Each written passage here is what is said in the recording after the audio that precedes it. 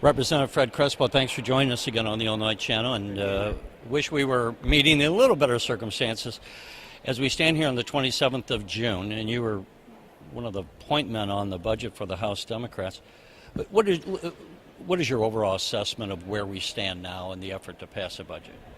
Well, I think we're better off now than we were during the regular session. I mean, we have been talking to our colleagues on the Republican side in the House.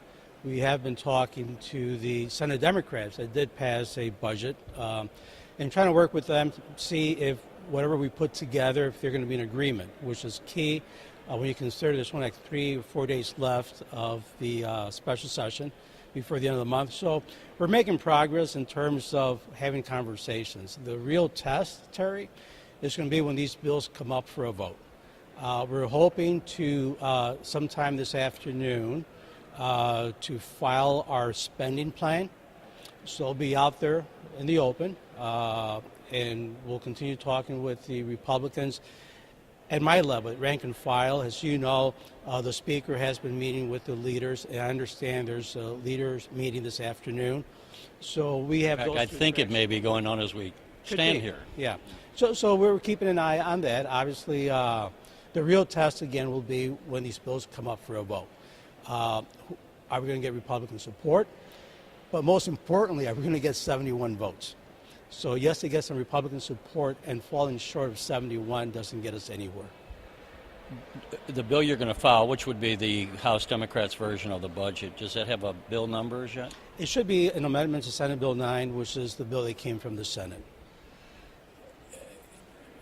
I'll ask, and you can defer if you don't want to. Or is it a blended model, would you say? Did you House Democrats start over, or did you kind of take things you liked in Senate Bill 9 and then tweaked it? We used the Senate bill that came from the Senate, has the framework. I would say that 80 or 85% of what they had on that bill remains intact. We've made some changes based on what we heard from our caucus members, so we did tweak it. I could also add that we looked at the Republicans' capital compromise, whatever they call, and there's some elements there that we've also took and applied to our version. The other day, Speaker Madigan listed 3 things he wanted. In the broad scope of things, is that helpful, or how would you, some people said, well, now he's doing what the governor's doing, putting non-budgetary items out there. Other people were telling me, well, they think it's just a tactic kind of to poke a finger in the governor's eye, in a sense, to say, how do you like it? But what's your assessment of that? And I'll leave it at that, I guess. Well, listen, it's become very clear that the governor does not intend to move unless we address some of the non-budgetary items. We've waited this long. It's become very clear to us. So you're going to see this week, we're going to actually put bills up for votes that addresses those non-budgetary items. Is it going to be 100% of what he wants? No. Might be 90%. So at some point, hopefully he'll see that, listen, we fine, you broke us. We'll put those things up for a vote. Now, in return for that, I would imagine Speaker Madigan is saying, well, wait a second, if we're going to do that for you, well, I have some preconditions as well, which I think is fair. We waited all this time because I feel very strongly that we should not include non-budgetary items. That's a separate discussion, but it's getting to the point where it's very obvious to us that he does not intend to move. So we'll put him up for a vote. It won't be 100% of what he wants, but it'll be pretty darn close. And part of that, and the Speaker alluded to this in his comments the other day, that there would be some consideration of a property tax freeze of some duration. Again, your bill's not out as yet. Do you want to share what the thoughts are right now on that? Well, so people have strong feelings about the property taxes on either side. Obviously, property taxes in the state are very high. Up where I live, northwest suburbs, that's the biggest issue. So you're going to find folks like me who believe that there has to be some caps, there has to be some controls. Now, what the governor's asking for, well, it's kind of strange because I think at one time he was asking for a 2-year property tax freeze, but then he moved the goalpost. Now he wants a 4-year property tax freeze. So we have been talking about in our caucus about potentially putting a 4-year property tax freeze to appease the governor. Is it going to be exactly what he wants? No, but it'll probably be 90% of what he wants. But again, this is something that he's been saying for the longest time. It's a precondition for a budget, and we'll put up for a vote. So there will be a vote on property tax freezes. So obviously we're hearing from municipalities, we're hearing from school districts that they're very concerned. I get that. What I've told them, Terry, is it's great that they're speaking to us. They need to go out to the general public and let them know why they think that having a property tax freeze is not a good idea. They have to do the heavy lifting, and I haven't heard much about that yet. Yeah, that was kind of going to be my next question. What people, I would say, should understand, I mean, everyone wants property tax relief. As you say, everyone virtually is upset. I am with my property taxes. They're much higher than if I was in Missouri, and that's true across the state of Illinois. On the other hand, the thing is this, the way we have our tax code written, we are predominantly funding K-12 education through the property tax and much of municipal government, and municipal government pensions go up. So if we freeze their revenue by a property tax freeze, it is going to be damaging, which people may not understand, their local governments to some extent and the schools to some extent. Well, it's a zero-sum game. Money has to come from somewhere. So if they can't get the money through property taxes, they have to find some other way of doing it, or they're going to have to cut services. Now, you bring up a very good point, which is education funding.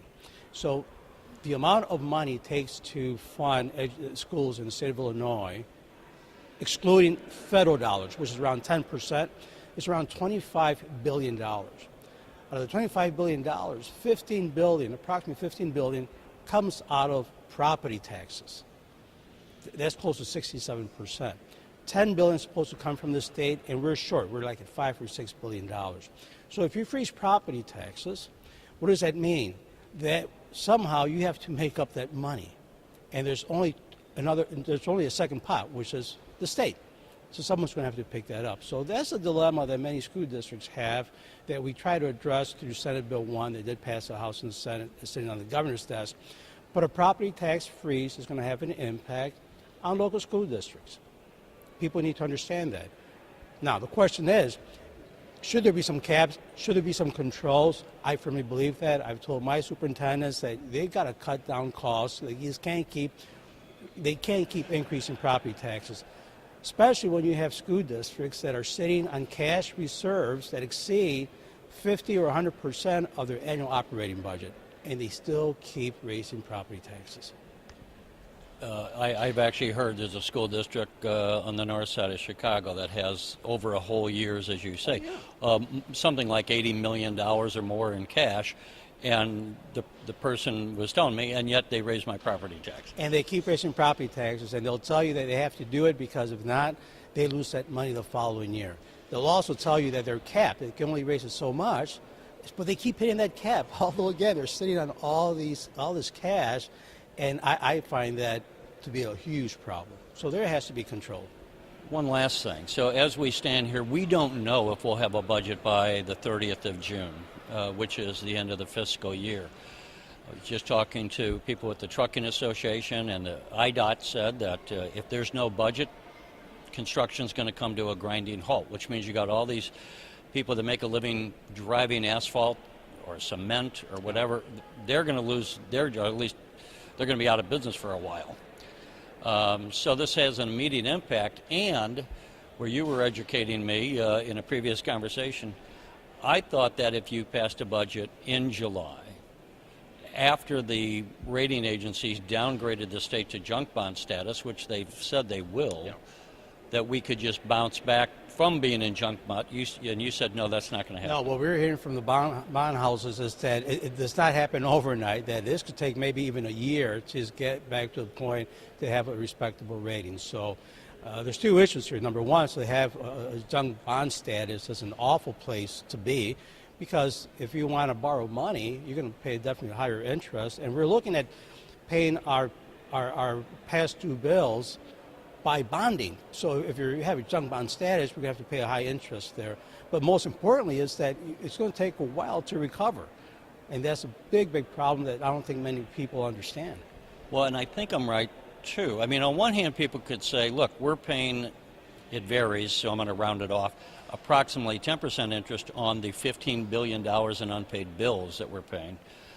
It varies between 9 to 12%, I'm told. So we would probably, even at a high bond, have a lower interest rate than what we're paying on that.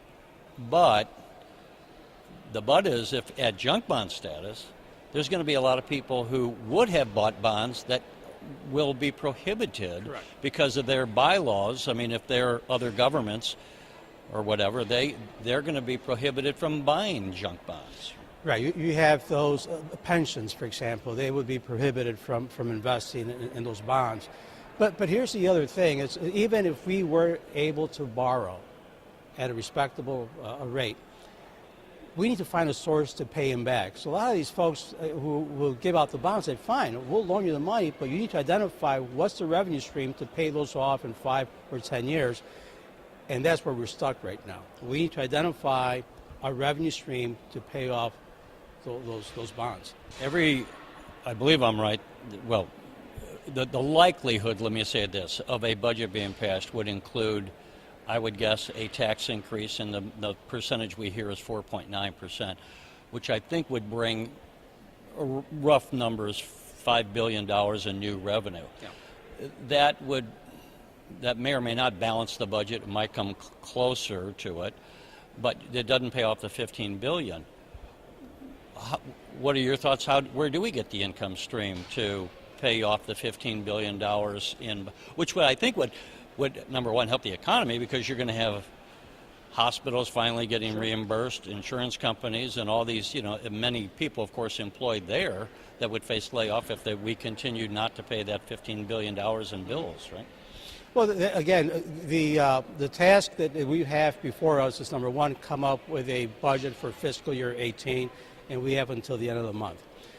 But we still need to address the outstanding bills, $15 billion, and we've had conversations with the Republicans to figure out a way to do that. We've met with the Comptroller's office to see if we can get some kind of creative way to pay those down. Are there any good ideas you hear? Or? Well, you talk to Republicans and many Democrats at Comptroller's office. It seems like we're going to have to just borrow to pay him off at a lower rate than the 9 or 12% that you just referenced. But the question then is, we need to identify a revenue stream to pay him off in 5 or 10 years, and that's where the problem is.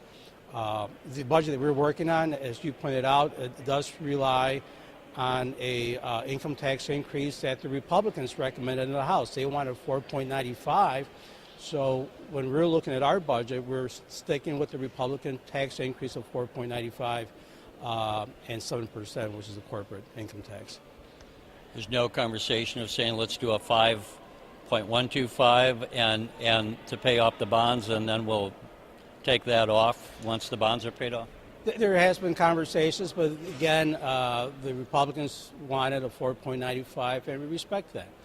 Last question. The Senate SB 9 that you're amending, they said they picked the governor's spending limit of $37.3 billion. Would the House Democrats version use that as a cap on spending? That's one of the things that we looked at. We decided to stay within the governor's introduced amount, or maybe even less. So we're definitely not going to go above that number. You're a man of a lot of information. We appreciate you sharing your thoughts with us. You guys. Thank you very much. Fred. Hey, thank you.